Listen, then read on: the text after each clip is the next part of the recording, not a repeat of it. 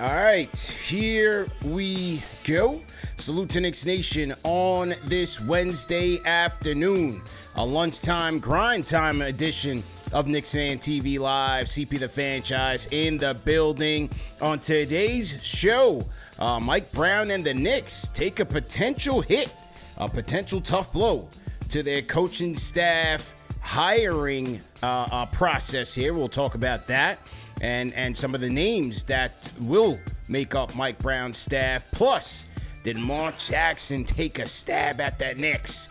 Action Jackson making some comments on the day that Mike Brown was introduced by the Knicks. So we'll take a listen to that and react to it as well. Quick show today. Wanted to catch up on a couple of things that I did not mention on yesterday's show in regard to the Mike Brown conference. So anyway, lock in, hit the like button, hit the share button, and subscribe to the channel. Salute to the replay gang. Salute to our Fanchise channel members. And make sure you go over to KnicksFanTV.com to get your merch for the summer. Okay.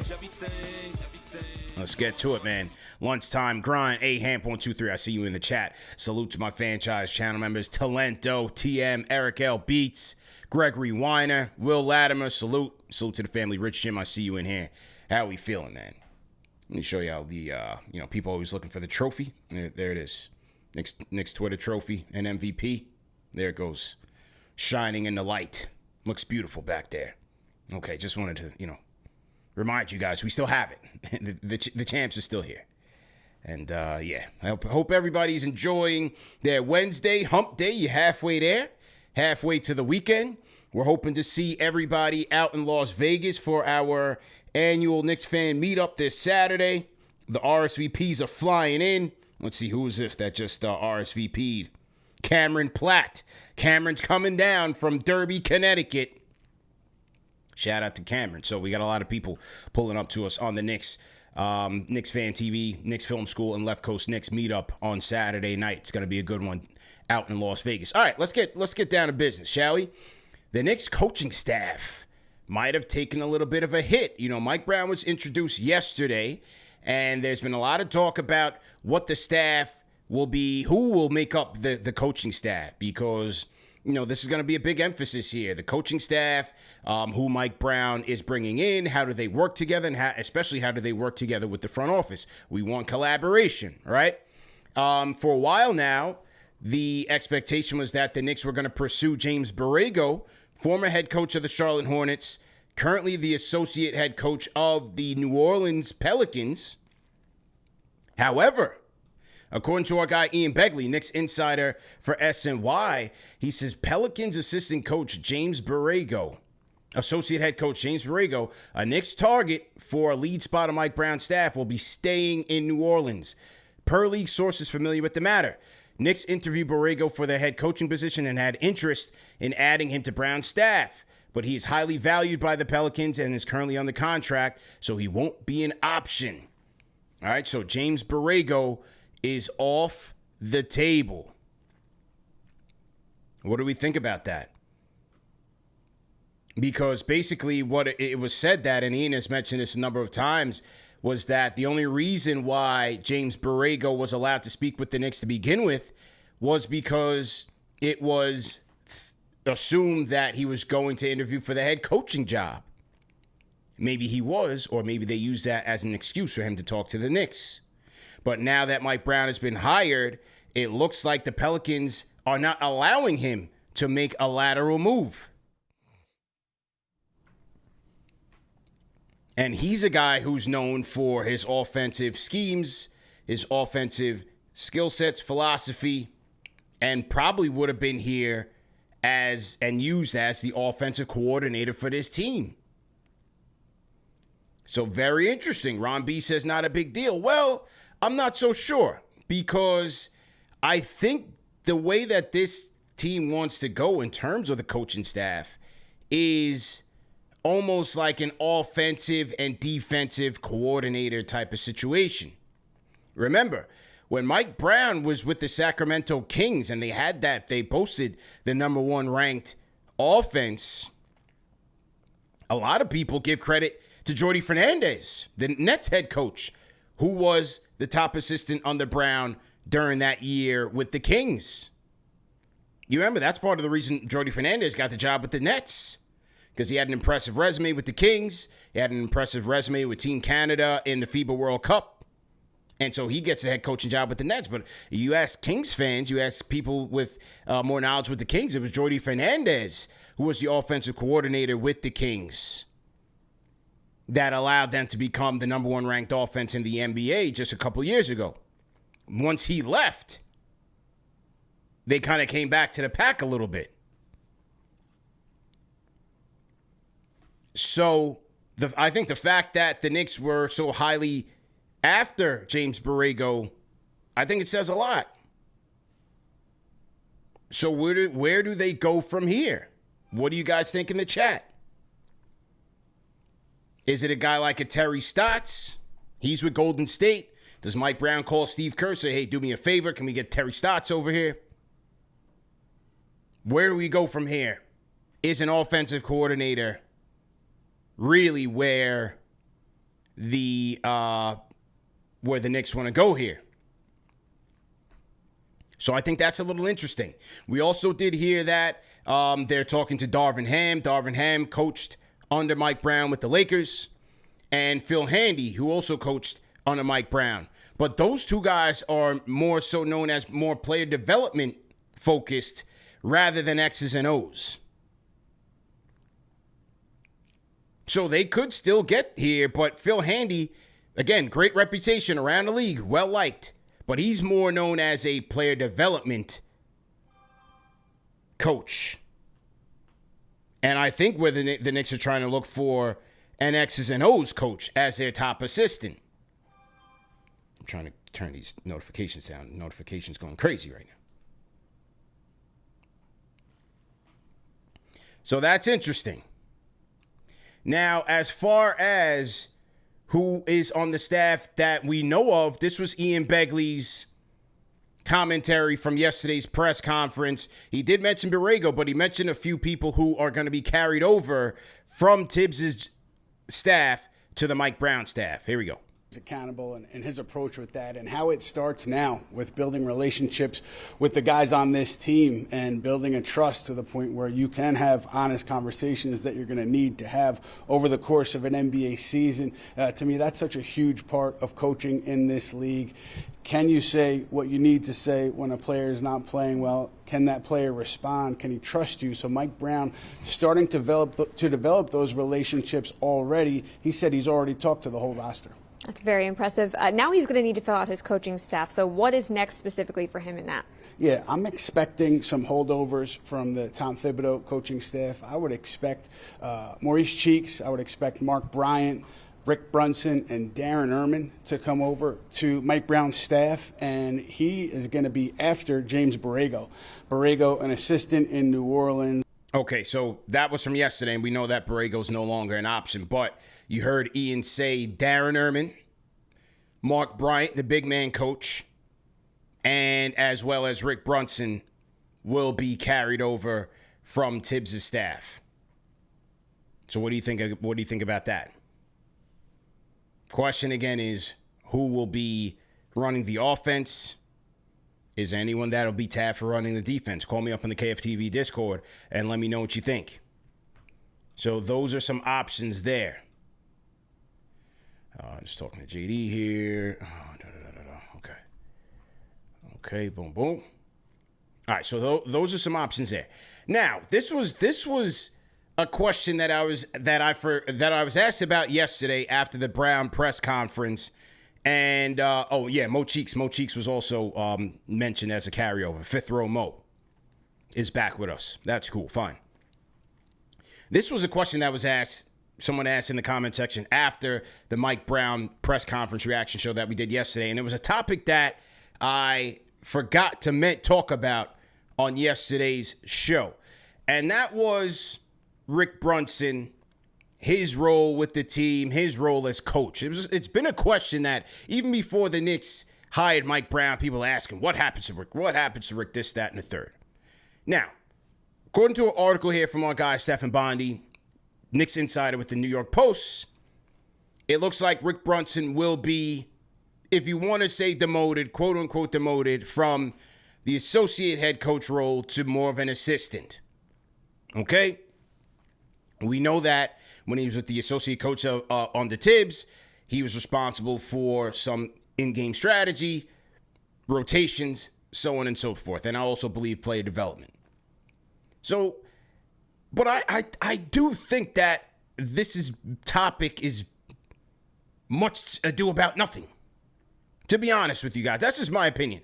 I don't think it's that big of a deal in terms of what Rick's role is going to be. Is he here? Like, I feel like when people are asking this question and even this article, it's almost as if to say, you know, there's nepotism here. There's too much cahoots here. Why is he here? Why is he a coach?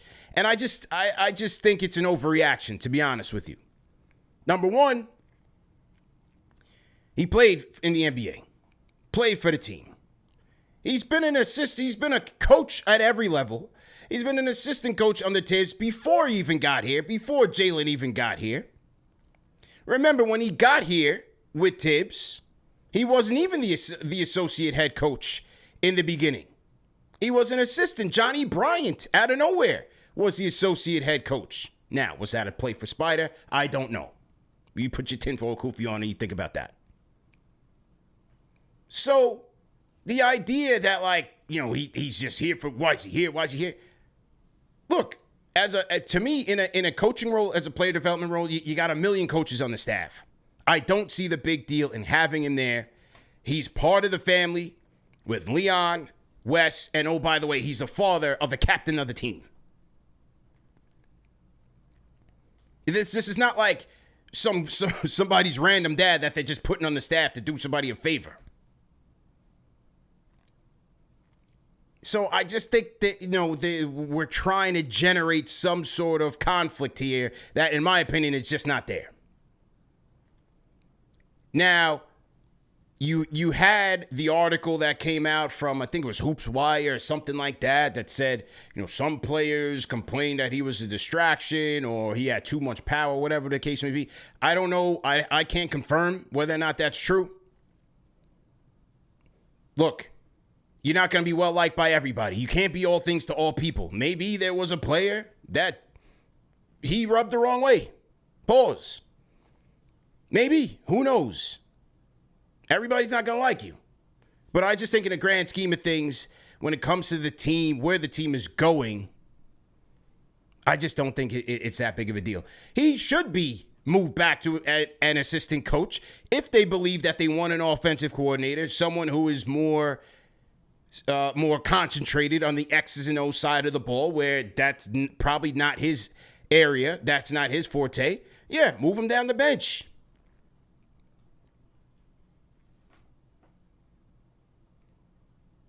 So I don't think it's a big deal.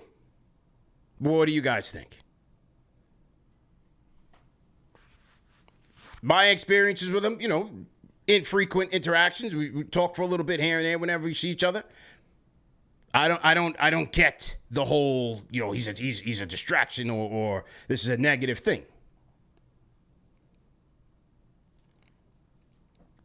But anyway, that's Stephen Bondi's article in the Post. Looks like Rick will be moved down the bench to more of an assistant role. TM says when parents get involved, it doesn't end up working out well in the long term, but as long as JB is happy, hey, I thought they handled the Dallas situation very well. Clearly, Cuban and them weren't valuing him.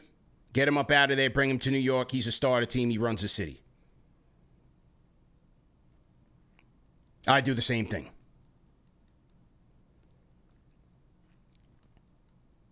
You know. And again, with Leon being the godfather and running things, I don't think it's the same scenario as, well, we have a parent who could be a conflict in terms of the way the organization wants to run things because they're all on the same team. He's the godfather. So it's not like a situation with like a rogue parent that you got to be, you know, on the lookout for. I don't look at it that way. But that's just me. That's just my opinion. I'm just one man. You guys let me know your opinion. This is your show. So that's the situation with Rick Brunson and the coaching staff. And who is going to fill out the rest of the rotation, the rest of the staff? Someone had a comment here. Nicholas Braxton. My choice for lead assistants will be Jerry Stackhouse, Mike Budenholzer, Dave Bliss, Adrian Griffin. Okay. Like I said, Stackhouse and Terry Stotts are with the Warriors. Is Steve Kerr throw Mike Brown a little alley there, a little assist? We'll see. But like I said, a lot of people give Jordy Fernandez the credit for that Kings offensive system in Sacramento.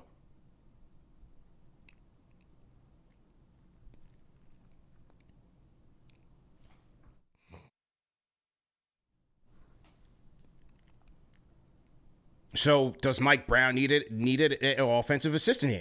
Is Brian Shaw available? Good question. Where's Brian Shaw at these days? And you have these guys who were once hot commodities, hot candidates. Brian Shaw was one of them, right?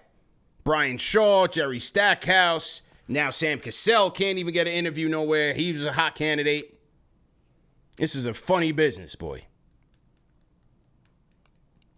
Very funny. Joseph Van Demion, I see you. D-Quinn says Big Perk for the assist. Did Big Perk say anything, or did I miss anything? Okay, Frat Guy says I like Darvin Ham or Adrian Griffin. Would be nice. Okay. All right, let's see where they go here. So, those are the assistants or potential prospective assistants that we're talking about. Someone said bring in Mike Woodson. Mike Woodson will put the ball in Jalen's hands and say, get out the way. That's his system. Now, those are about the coaches who could potentially be assistant coaches. How about the coach that was not interviewed once again? And he goes by the name of Mark Jackson. So now, this was Mark Jackson yesterday on his, I don't know if this is an IG Live, this is Twitter, this is a video. This was Mark Jackson yesterday. Looks like he's out wherever he is by his hood, walking around, but he had a message.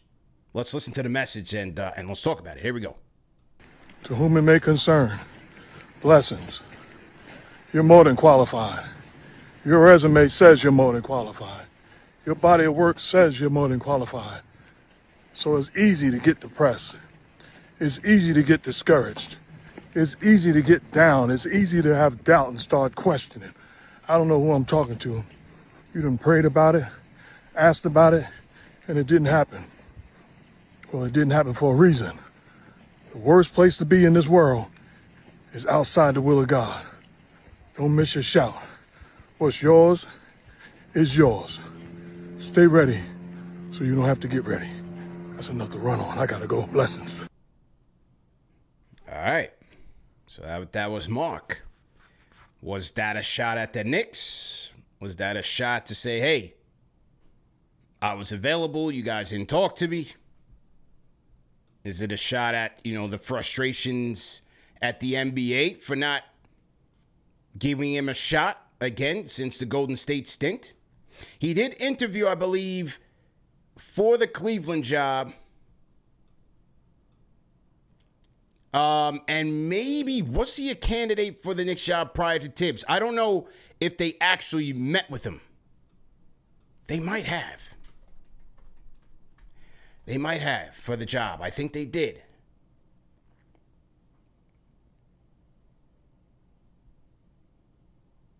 I'm just doing some quick research. I want to say they did interview him when they gave Thibs the job. But anyway, what do you think, man? Clearly Mark is frustrated. This is his hometown team. A lot of you guys are Jackson Hive members who wanted to see Mark get the job or get an interview. And it just hasn't happened. I've always, I think a lot of people have a common belief, myself included, that he has been blackballed from the NBA for whatever reason. So everybody has their theories. But it just seems like the ship has sailed for him, man, unfortunately. You know, whenever I see Mark, and sometimes I see him, Summer League, I'll see him in different places. Saw him at the Point Guards premiere a couple years ago. Great, always gives us time, always shows love to us. Very nice guy. So, I don't know. I'm not sure what it is, but the political landscape of the NBA can be unforgiving. You don't get a lot of guys. Some guys got 9 lives like Doc Rivers. Some guys got 1.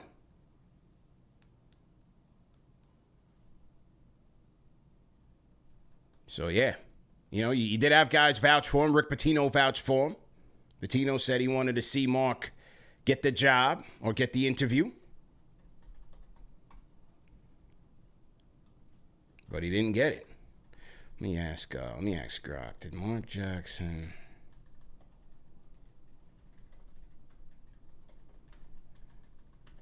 Did he ever interview with the Knicks? What do you guys think in the chat? Did he ever interview with the Knicks? I don't remember if he was on that candidate list when they were looking to hire Thibs. Anybody in the chat know?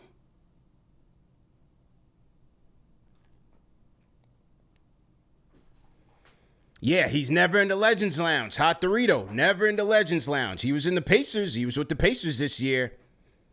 Mark has not returned to the Legends Lounge either.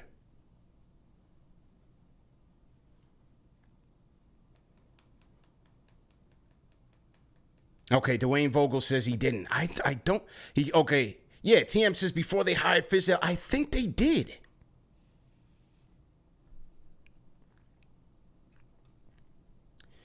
I think they did.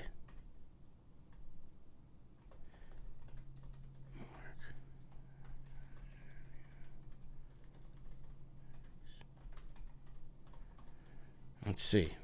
What's up with the AI, man? AI is not cooperating with me today. Okay, here we go. 2016. Yeah, we're right here. Come on, man. Come on. Yeah, here we go. Mark Jackson. This is NBC Sports. Mark Jackson to interview. Knicks to interview Mark Jackson for coaching job. Yeah. This was Begley. Source, this is Tommy D. Source close to the situation told me on Monday that Jackson has reached out to former Golden State head coach Mark Jackson to discuss the head coaching position. In what was termed a generic initial discussion, Knicks president is exploring several options and plans to interview more candidates for the position. Phil reportedly considered Mark Jackson when New York hired Derek Fisher. So this was 2016.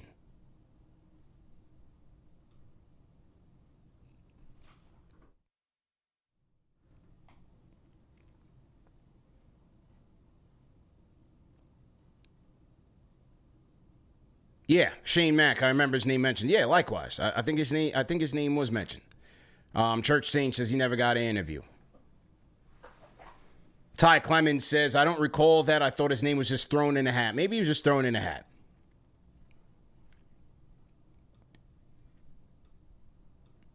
But yeah, bottom line. And this is another one. Hoops rumors. Yeah, 2018. This is another one. 2018. Chris Haynes of ESPN tweets. Do they have the tweet? Is the tweet still good? Here we go. Mark Jackson will interview for the Knicks head coaching job on Wednesday. This was the Thibs. This was the Thibs run. He was interviewed.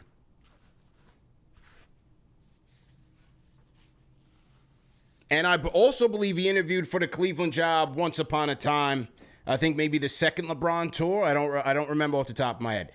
And maybe a Kings job. I don't remember. But anyway, he's had a couple of interviews since he left Golden State, since he was fired from Golden State. But yeah, nothing too serious. So that's that, man. Jackson Hive. What do you guys think, man? Would love to hear from the Jackson Hive their thoughts on Mark, on his comments. Was that a shot at the Knicks? Was that a shot at his critics? SCG 2018 was Fizdale. Okay, 2018 was Fizdale. Whatever the case may be. 2018 was Fizdale. Fine.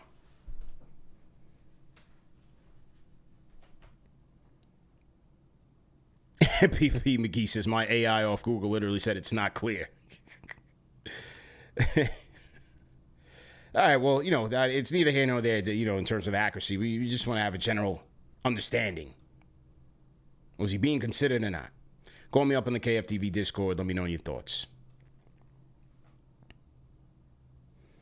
Okay, TM says, check the... See, TM, man, always doing the research that we need here. Salute to TM. Here we go. Shout out to the God Woj. The former NBA insider. New York is finalizing plans to meet with 3 of the top candidates for the job. Fizdale, Mark Jackson, and Stackhouse.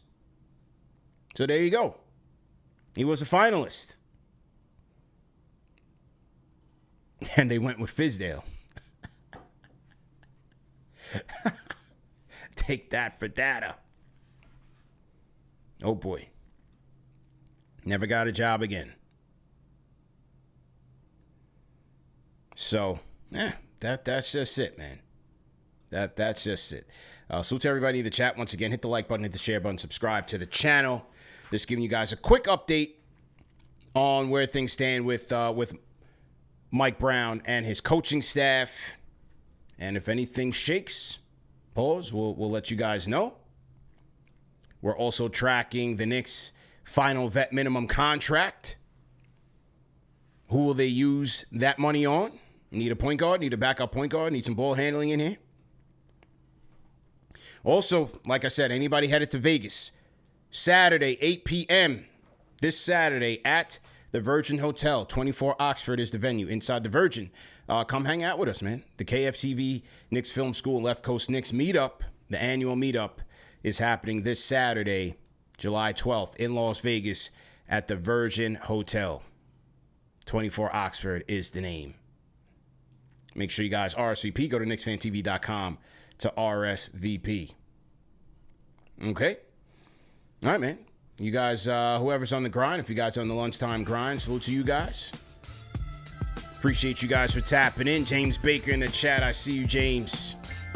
Ant Banks leading the chat leaderboard. Salute to Ant. He says, let's go Brogdon.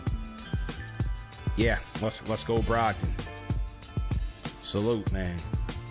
Who else we got in here? D. Quinn, Shao Lynch. Big up to you. How you feeling? Nicholas Wilson, can John Starks coach? Nah, man. John just wants to golf and come to the games and have a good time. He don't want no parts of that.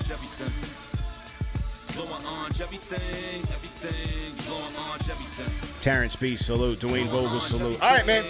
I gotta run, man. I got a busy day. I will be in studio at PIX11 today at 7:10 p.m. So no half suit. I'm throwing a full suit on, full joint on today. All right. So make sure you tap into that. I'll be on PIX11 talking Knicks and Mike Brown on PIX11. And as I said, any breaking news happens, man, keep it locked. #1 show for the fans by the fans. Do me a favor, hit the like button, hit the share button, subscribe to the channel, and get your merch. Get your snaps. We got the white snap, all of that. KnicksFanTV.com. Fast shipping and free shipping for all purchases over $100. All right? See you guys. See you when we see you, man. Peace.